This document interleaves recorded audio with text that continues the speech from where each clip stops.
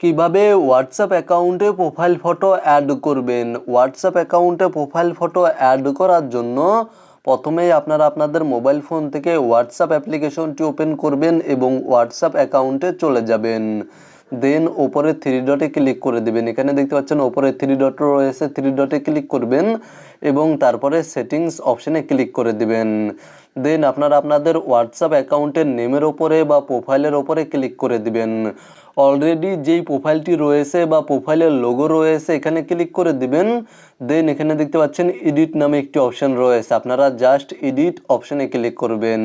এখান থেকে এডিট অপশানে ক্লিক করার পরে আপনারা এখান থেকে গ্যালারি সিলেক্ট করে দিবেন। যদি মোবাইল ফোনের গ্যালারি থেকে কোনো প্রোফাইল ফটো অ্যাড করতে চান তাহলে গ্যালারি অপশানটি সিলেক্ট করে দিবেন এবং কোনো পারমিশন চাইলে অ্যালাউ করে দিবেন।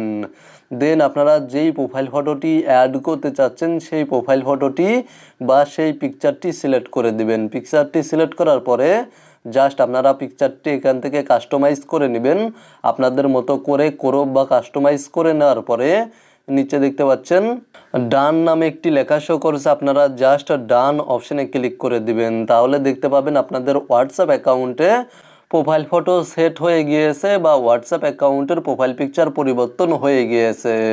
তো মূলত আপনারা ভিডিওতে দেখানো এই নিয়মে আপনাদের হোয়াটসঅ্যাপ অ্যাকাউন্টে প্রোফাইল ফটো অ্যাড করতে পারবেন বা প্রোফাইল ফটো সেট করতে পারবেন। ভিডিওটি দেখে উপকৃত হয়ে থাকলে অবশ্যই কমেন্টে জানাবেন।